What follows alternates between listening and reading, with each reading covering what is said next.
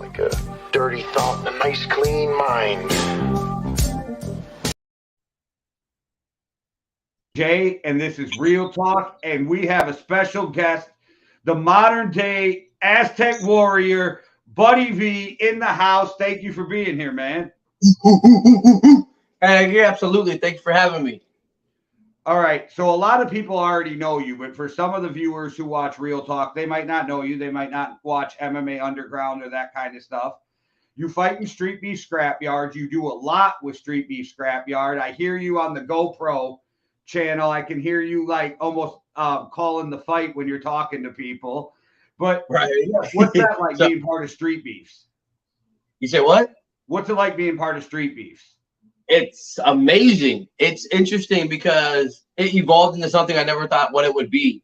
It was the first step into trying to change my life for everything I was doing. And it's like, I'm going to go step here and I'm going to see what happens. And then once I stepped foot in, once I had my fight, I was like, I'm sold. I got to come back.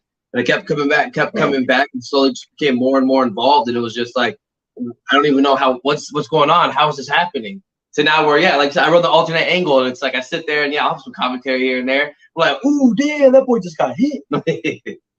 I'll hear you explaining to other people what's going on too. Like, you'll be doing the GoPro and you'll be like, yeah, he's got him in the corner. He's trying to do this. And like, I'll hear you do that. And because I talk to you weekly, I know your voice right away. So it's always funny. It's like, Buddy V. Right? Heck yeah. Always in the background scene. Heck yeah. And it's cool because I get to talk to some people. We've got a handful of fighters have the very first fight ever. So then they ask questions. And a lot of it sometimes too is girlfriends. Like when their boyfriends are fighting, they're like, what's going on? I'm like, oh, he's over here. It's cool. Don't worry about it. He's holding his own. He had to take that shot to give that shot. It's okay. Yeah, it's got to be rough on the wives and the girlfriends because you're standing there. And even if you know the sport, you could be the most knowledgeable person. Somebody you love is getting punched in the face. Oh, yeah. We had one gentleman, too. He, traveled from all sorts of other countries. I think he came from Colombia or something. And traveled all over the East Coast, worked his way up. He saw the scrapyard he was sold to. He made a point to come all the way up to the scrapyard to fight. And I remember first round, it was stoppage. His face was just drenched in blood. The guy got him good a couple times. But, his wife was crying, and I felt a little bad. My girl was there, so she was kind of like, oh, it's okay. But, yeah, it's part of the thing, too, as men. We know what we're getting ourselves into. And that's a special kind of person where you can punch them in the face afterwards, smile, and have a beer with them or something. But, yeah. Yeah, and it's the fight game, man. You're going to lose sooner or later. It happens. Like you got Rocky Marciano, Floyd Mayweather. We can get into what I think how Floyd navigated. And don't get me wrong, greatest defensive boxer to ever live. But I think he did some strategic stuff to face guys at the right time to keep that record. But so be it, because years from now, all they're going to say is Floyd 50-0. Exactly. They're not going to talk about the antics or how he kind of handpicked his opponents. I think he caught Canelo when he was young, and I think he waited for a couple guys to get old. But, that's the fight game, and he was smart enough to do it. So that dude makes a couple $100 million every time he walks out in the ring. So I guess he's doing something right. But what was your what got you to fight Street Beef? For those don't know, how did you get into it? That's crazy because it was like I was bartending a lot, and I always was fighting, but going out to bars, causing trouble on the streets, getting fights out there, and wasn't necessarily always the best. And I remember I started trying to be like, man, I want to fight in the cage one day. That'd be cool. And I was watching Street Beefs, and I was like, man, one day I'm going to go fight there. One day I'm going to go fight there. That'd be so cool. And my uncle was like, they just had an event up here. I was like, wait, what? He's like, yeah, this weekend. I think I was working. There was a Sunday. So it was the day after the very first scrapyard event. And he was like, yeah, check it out. And so he sent it, and I was like, oh, my God, I got to check this right now. So I looked at it. No shit, this really happening. So I ended up, I didn't have a Facebook at the time, so my girl had to sign up for me. And I just started working out like crazy, started doing all this stuff and getting ready to go fight. And when I went out there, I was like, you know what? I don't know how this is going to be, and with a handful of my family come from Montebello, Boyle Heights and stuff, you got to watch your back. So we go out there, we're sitting there kind of sizing people up. We're waiting for something to happen. And it was weird, kind of tense at first, but it just so kind of the warmth kind of grabs you, and then it kind of you open up a little bit, and then people start talking to you, and then you fight with the person, and then afterwards, you know, like Gumby was my first fight. As soon as we're done fighting, he's like, "That was awesome, man. We had to run it back one day." I was like, "Oh, you're happy? Okay, cool, yeah." And so it was pretty interesting, and it's nice to be able to do it in a controlled environment where you're not going to get in trouble, and you can really push yourself, push the limit. And from then, I was sold. I've always been an athlete. Done all sorts of sports growing up, and always fought growing up too in the street. So I've always been a very physical person. For me, I think this is a great way to channel not just some of my anger, but to also, you know, stay on track and stay focused with life. And being a father, I know that sometimes someone's gonna try to fuck with me or my kids, and if someone really does, I know that I gotta be prepared to whoop an ass for 2 or 3. So were you training before you went there, or just like street fighting and then decided I'm gonna step into the scrapyard? Yeah, it was like, yeah, so being athletic, I've always had sort of stuff here and there, working out, bought dumbbells, and it's always kind of collected dust. I've used it every blue moon. I ran here and there. That's probably what I did more so, was I would go on short jogs. And right when I signed up, I just grabbed all my weights and just started boom, boom, started lifting like crazy. And that's what I realized when people say cardio is number one, they were right. Because I was ready to go, and after that first round, I used all my strength, and I'm like, like, damn. So other than some basic fighting, no, I wrestled in growing up. So a lot of some of the stuff was secondhand, just second nature. Sprawling, and yeah, being able to use that in street fights even, it was interesting. People are like, that's not fair, you can't do. Who's gonna tell me no? It's a fight. And by the way they do it now, I don't even think Steve would have let you and Gumpy fight that first because of Gumpy's like college wrestling, because of the ratings now. So that's awesome, because you got in there. Think about it, though. You guys rate people now, so you don't have somebody with no experience getting murked by Viking Warrior or Jay Gotham. You know what I mean? Or so exactly. Like Gumpy has that true college wrestling, man. You got in there with a dude who's been training his whole life. And that was the worst part, is at the end, or I should say awesome. I was breathing, I could barely catch, and he's yelling, one more round. I was like, I got coughed up like 8 loogies right after. I was like, that's all the bombs, that's all the blunts I've been smoking. Damn. So, did you sign up? Like, how did that work in the beginning? Is it that I'm guessing it's changed? We've been following it since like Steve's like 4th event or something, but how did it? I've watched it change over that time too, over the last couple of years. How did it change? Did you just get a hold of Steve, or how were the signups back then? Yeah, because it was new, you could sign up, or like someone could sign you up and put the information as long as you got in contact. And so then I had a YouTube, and I contacted him, and I was like, hey, you know, this is my girls on Facebook. This is all my legit information. I want to fight. And he was like, oh yeah, I'm down. And then I think a little bit after, I ended up reactivating my Facebook, because then they were saying, you know, if you're a fighter, you want to build your profile, you need to have social media, whether you believe in it or not, because people are going to want to watch you. They're going to you're going to get a following, and they're going to need some way to see you. So from there, I was like, you know what, disregard my feelings of how I feel for social media. I got to become actively involved, because that's the world we live in. We don't live in some stone age where I could go arm and build everything by hand, live off the land. Like, that's just not realistic in this day and age, unfortunately. Yeah, as somebody, look, I do a podcast, but I'm not a huge fan of social media, right? And I always feel like, oh, you have to do this, you have to do that. But man, I was so against Instagram, and now I have so much fun on Instagram. Like, I don't know, it's a double-edged sword. I hate it, but I love it at the same time, you know? I spent too much time on you, damn it, but I need to check out those analytics. Oh. So when you first got to the scrapyard, I remember Shiloh, Preacher's son, telling me this. He first got there and he felt like, oh, is this going to be sketchy? Like, what's this going to be like? And then he's like, he got there, he met everybody. He like was like, oh no, this is great. I love. But at first he didn't know what he was getting into. Is that how you felt going there? Oh yeah, absolutely. Because I mean, when you're dealing with fighters, I mean, you're dealing with a lot of egos too. And I think that as the scrapyard evolved, we have a lot more professionalism, and a lot more of the people come out are respectful. But at first, there was a handful of people that were not respectful, coming out, oh shit, whoop that ass, blah, blah, blah, blah, blah. Coming out talking mess, trying to start problems with his neighbors, to start problems with other people. Coming out, that's why we have like the no drinking, no smoking while you're out there. People are trying to sneak bottles in. You're sitting there just swinging on camera, and it was interesting at first. And like I said, the tension was high because you don't know what to expect for your first time. I mean, it's a backyard. I mean, you don't know. Maybe the owner's gonna be a dick, and he's gonna sit here and just put your someone's gonna completely whoop your ass just so he could laugh at you or something. But it was the opposite. Like once you get to know everybody, Fire Chicken's cool as hell. All the branch leaders of Street Beefs are really cool, and it's they welcome you and they let everyone knows like we're here to fight. And the favorite thing I like is we're here to fight, but we're not here to hurt each other. We're here to have a good time. We're both grown ass men or women, and we have jobs at the end of the day. We have to go to work tomorrow. We have bills to pay. It's not like we're sitting here and this is our job. So I know that even if I go in, I'm not gonna have to worry about this whoever I'm fighting breaking my elbow, breaking my leg or something. I know there's gonna come a point where it's gonna get stopped or we're gonna stop, and we can all go home semi-safe. I mean, I broke my bone in the MMA title fight, but you were excited too. It was funny, but Jay Gotham once said that there's no shame in tapping, man. We still got to pay the bills, So, I'm going to come back with some more questions, but before we do, I got a quick word from Freezes H at OTH. Overtime hustling.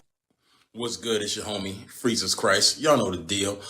Make sure y'all head on over to overtimehustling.com where you can catch all the latest merch, all the newest mags, all the media, everything, know what I mean? And you can also find me on Winging It with the homies Keith G, King Dale, and Payne Gusto. And you can catch me on Turf Tales with the homie SK, as well as Backbox, you know what I mean? And if you got nothing to do on Sundays, even if you do got something to do, make sure you tap in the Overtime Reactions hosted by the homie Cuzzo.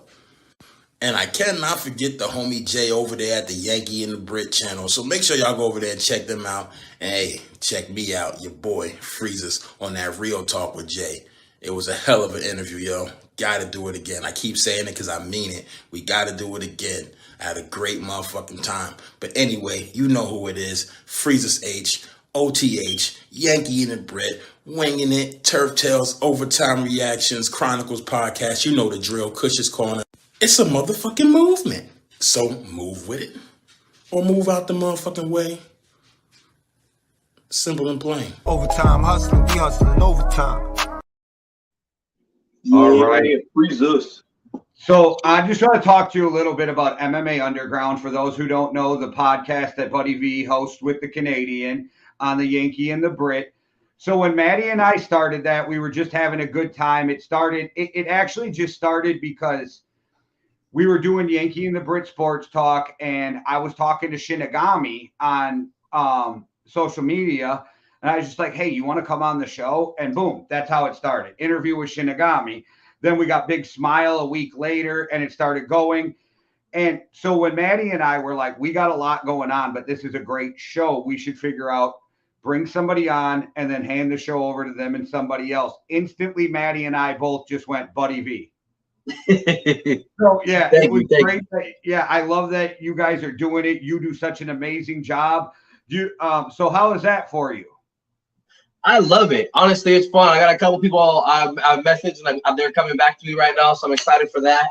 To be able to meet people, to reach out. Even a few people have been like, oh, I'm in camp right now, but give me a few months, and then after this major debut I have or yada yada, I'm more than willing to. And I'm like, okay, cool. At least I know that in the future I have a couple people. And even with the people they recommend, like, oh, I have a friend who fights too. They can do this. Oh, I have this over here. You can do that. And like you were saying, how Derek Gates just ended up moving to Washington, and we got to interview him. It's just crazy. People like that you just get to meet. It's insane. And the connections. I know you learn so much too from every different person's different perspective, different training style. You can read as many books as you want, but then the interviews, the personal experiences, I love it. Yeah, that's just me. And I get fun doing research too, because then it's like I get to divulge into each of these people's little lives, learn my questions, figure out more about them, and so. Then I really get intrigued about some of the things I'm going to ask them. So I'm like, I really wonder how they feel about this topic over here. Or, oh, they advocate for this. So let me ask them a little bit about it. Yeah, and it blows me away because if you really go back and just watch every episode of Real Talk and of MMA Underground, you just took a pen and wrote it down. We had Jason Reinhart from the UFC. We've had 4 or 5 Bellator fighters. 2 fighters from 1, a bunch of bare knuckle guys, some of the best personalities come out of Street Beefs and different things, and a lot of different organizations, the Female Fight League in different places. real cool shit. And we got to Maddie and I in the beginning actually interviewed a UFC fighter or not UFC, an MMA fighter who was trying to get to the UFC on his way, who owned a gym 30 minutes from my house. Like the networking, very cool shit. Like, and it's a lot of fun. Well, the point I was making with all that is it doesn't matter if they're UFC or just working their way up. Like, they're such great people. They're like, you think, oh, they're fighters. They're going to be like, fuck you, get away from me. Or I fight for Bellator. Why would I come on that? And it's never like that. It's great. Right? Those fighters usually don't last very long anyway. No one wants to work with them. Yeah. And so I get really intrigued. I don't know about you, but the bare knuckle fighters, like, I get really blown away because the only way I'm bare knuckle fighting is if me and you get into it at the gas station. You know what I mean? Like, right. You hit my car. Yeah. I like it a lot. It's crazy. It's I feel like I have a different respect for it because obviously since you have no padding, nothing between, yeah, you could do a lot more damage to someone's face, but you can just take just so much damage. If you throw the wrong punch, you punch them right square in their skull and they have a hard ass head, you could be breaking 2 bones right there off the top. So you have to know how to throw your punch. You have to really be technical in some ways of fighting. And just the heart, bone on bone, skin on skin, no padding, no anything. It's raw. It's real. It's not for everybody, but I think the people that do it, they show tremendous amount of heart. It's a lot better than the people, like who I used to be outside, have a few drinks and fuck you, let's go outside. That's, well, yeah, that's the way I feel about it. Yeah, and you're a fighter, so you get to look at it differently. At me as a fan, it's a completely different outlook. So that's why it was great. Like when you took over the show and you get a completely different viewpoint. So I think that's really important for people who watch. And I really like that we all step up. Like if it's the Scrapyard, Yankee and the Brit, Overtime Hustling, Peixoto, whoever, Jay Gotham's raising money for autism. Boom, we're doing a show. Simo for schizophrenia. Boom, we're doing a show. Like the Scrapyard, they did that Jay Gotham, Jordan Harrington fight to raise money for autism. That's what we did the show on. Like, I love that all these different groups just come together when something needs to be done and help each other. Oh, yeah, and there's a lot of support. I mean, there's been times where there's been events where a handful of fighters all showed up over here to go help out, or there's one where they all dressed up in costumes for some of the kids. It's just like it's crazy. And we all definitely come together, and it's like it becomes a family. Some people say it's cheesy to say that, or I guess some people might find it a little corny, but realistically, that's the end of what it becomes. Because for some of us, we have family that doesn't always agree with us fighting. Sometimes we have family that doesn't agree with the choices we make in life or this and that. But we're all there for the same reason. We all support each other to the fullest. And it's like there's this camaraderie that really forms the bonds that you can't break. You're getting there and you're with someone pushing them to their limit. You're pushing them to be better. We're all pushing each other, and we don't let that bullshit slide. We're not sitting here. We're not asking for the easy life. We're trying to push ourselves to be the best we can. So you're going to find someone who's going to call you on your bullshit and be like, I feel it. You're going through X, Y, and Z. I'm here for you. But at the same time, you can't sit here, dwell on it, let it bring you down. You have too much to go for, and you need to continue to grow, continue to live your life if you want to see what it is that you have in your goals. And I love it. And build real relationships. Like, I haven't met any of you in person, but have built relationships over the last few years where it's text, it's FaceTimes, it's phone calls, it's different things. Like, you know what I mean? And it's real relationships. So like whenever my wife and I get out there for a Scrapyard event, I'm going to see all you guys, but it's going to be like I've known you for 2 years. You know what I mean? Real relationships. Exactly. And that's the best part of the networking, because it's like you meet so many people from all over, and it's like that little spider web. A few can go here, here, here, and it just helps spread out. No, it's amazing. And we're gonna move on to your company, but before we do, one quick word from the Yankee and the Brit. What's up, everybody? It's your boy Jay from Yankee and the Brit telling you to come over and check out our shows. The Yankee and the Brit Sports Talk, Well Beyond the Arc, the Markout Podcast, Flagrant and Foul, Real Talk with Jay, and MMA Underground Weekly at YouTube/The Yankee and the Brit. Deuces. Heck yeah. So, first of all, Zuel, How'd it come about? Like, where did you get the idea? What made you start it? Woo. So as well was a long thing in the making, but it was officially what it became in 2020. So as well was actually part of my last name, Valenzuela, which you'll see right here. Bam! And it was a few other things when we came up with the name. It was originally me, my twin uncles, Jason and Dwayne, and my brother Stuart. And we all were trying to do different stuff. We came with like Zuelas, Valens, all sorts of different names. And when we first ended up coming on Zwell, I was trying to do a skateboard company at the time because I skated a lot. And I had a lot of friends that skated. I had stuff. I made some merchandise, got it ready. And my brother did a lot of glass blowing, and we were getting prepared to where he was going to start pulling out some stuff, make some pieces, some pipes, some beads, necklaces, pendants. And I was headed somewhere, and my car got broken into, and all my shit got stolen. So I was like, fuck. So I was pissed, and it was. I felt like it was my fault. So I just got in the gutter. I kept doing my thing, bartending, working hard for like a couple more years, and then I eventually just started feeling. I was like, I'm sick of it. I want to have my company. I want to work for me. I was sick of the hours I was getting. Sometimes working 70-something plus hours a week, and it's just always mandatory Friday, Saturday, Sunday. You don't really have days off. There's times where weeks where I didn't get a day off, and I was just, what? I'm sick of this. I'm starting my company as well. And so I kept thinking, what am I going to do? How am I going to do this? And so I started to think what it is I wanted. And it's Chicano based because it's all my people. I love my history. I love everything. So that's why I did the Jaguar. It's actually based off the Aztec god Tezcatlipoca and the Mayan god El. And they actually both tattooed their skin completely like black, and then they transform into jaguars. Well, for better drawing, I turned it with gray fur and black spots. And so that was like the beginning. And I came up with this well. For the lettering, curved a little bit, and I just fell in love. From there, I was like, this is what I know I'm going to do. It's going to take a long time, but I'm going to do it. And so I try to work with other people, try to network, and a lot of people were trying to think higher of themselves. So they were charging an arm and a leg. Oh, I'm charging this much. I don't help people out. Oh, yada, yada, yada. And so I just kind of got sick of getting dicked around. I was like, you know what? I'm going to start doing stuff myself. Started researching, thinking a lot more, and I already did graffiti growing up. And I did the mural at the scrapyard, for those of you who don't know. Yeah.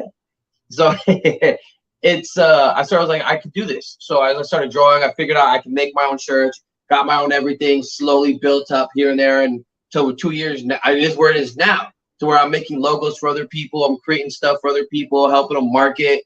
But I just got completely sick and tired of working for other people. And even when I was younger, I always hustled. I always made money, found a way. And whenever I did it my way, I knew I always liked it a lot more. Because if I put money in someone else's pocket, they use me, they abuse me, they don't care. If I'm sick, well, you're not at work. Fuck, I can't help that. So I just, and this way I can make my schedule. I have no problem working hard. I'd love to work hard. I have a good work ethic. And that way I can eventually live in the future. So that way, 15, 20, 30 years down the road, I know that I made the choices I wanted. So even if it doesn't work out, I have no regrets. Well, and I know you're doing some brands for other fighters through your company, and you're sponsoring some fighters. Talk a little bit about that. Yeah, it was interesting because one of the things I found out, especially trying to start, with the fight company or anything like that, you have a lot of people that want, minimums, and not every fighter. Half the fighters I meet, they're trying to make ends meet. They have gym rents or gym fees, and they're not really working full time or this and that. They're just struggling. So they can't always afford $500 to drop on this and that. And it was a little difficult because then to get started, people would start charging an arm and a leg for this, for that. Well, I have to create your design. I have to do this. I have to do that. And I was like, well, I want to help people like me. And so I let them know, like, it's not going to be the most insane, detailed 3D, put 50 million hours into it. But I have something that'll start you off, it'll get you going, and I'm willing to work with you. So it's affordable, and a lot of people just started kind of flocking to me. 1 or 2 people kind of had an idea, and I helped them out with just a few shirts at first. And once some people saw that I did, like, can you do this? Can you do that? Contact me. And, a lot of people are kind of full of it, but the ones that did contact me got merchandise made. I have 2 featured fighters that I have on my website. So that's pretty killer right there. And I'm planning on sponsoring a few other people in the future. Not to mention, not just fighters at Scrapyard, but I sponsored a professional wrestler. So that's pretty interesting. Well, that's what because you're a professional, we call a transition. And talk a little bit about going over to that pro wrestling event, setting up your booth, being a sponsor. How was that? It's insane. I love it. The only thing I get bummed out is the more as my company grows, the less time I have to be able to train. So I know that my fight's gonna be a little bit less and less. Next July, I'm gonna fight. That's pretty killer. But I loved it. It was insane. It was my first full event where I had a booth and everything. I got nothing but love. The interactions I had, just being on the other side for a change, showing people everything I did. A lot of people go, "Oh yeah, I've seen something like this." I mean, no, you haven't. I drew all this. This is all mine. You haven't seen something like this because it came from my two hands. So it's definitely something that's great, and it's the first step into the future. Because now I had a booth. I have a few other booths I want to be able to go to. From there, I wouldn't mind having more than just a booth, to the point where I put on the festival, where I'm hosting the whole damn festival. There's some future plans, that's for sure. It just lit this spark in me. I feel like every time I meet certain milestones in my company as I grow, the flame just gets bigger and bigger. And that night, the connections, seeing the wrestlers, to me, these are professional wrestlers. They make money. They go out and people love them. They get photos and give autographs. Well, they're looking at me with my company. What could I possibly have that would impress them? And every single, well, you have your own company, you do your own stuff. I wish I had half your talent. I wish I had half. And I was just in awe of you, and you're sitting here in awe of me. This is a crazy feeling. So it sparked a whole brand new flame. I have a million new ideas ready to go. There's not enough time in the day for me. No, and I think a festival would be awesome. It'd be a good time. I know you'd make sure other people get in there and get their name out too. It would be great. So I hope that ends up happening. Get some fights going. How were the wrestling matches, though? How was that being live? That was definitely a lot different than when you see it on TV. I saw WrestleMania when I was a kid, so I didn't know what to expect, and the crowd was into it. The people loved it. The wrestlers definitely had a fun time. It's like they weren't kind of boring. They weren't stale. I thought there might be some stage fright. They were all out acting, flashing. Woo! Some people were called prime mates, and they actually had monkey masks and jumpsuits. But I mean, the moves were insane. They were flipping people over, throwing around. I remember there was one where this ref was getting I don't know if it was whatever, but this girl started grabbing chairs from the stand and grabbing all the stuff, and the ref was grabbing them, trying to take them out, and she ended up hitting the girl with one of the chairs. And I was just like, dang, they know how to get the crowd going. So the crowd was into it, though, huh? You say what? The crowd was into it? Oh, the crowd was absolutely loving it.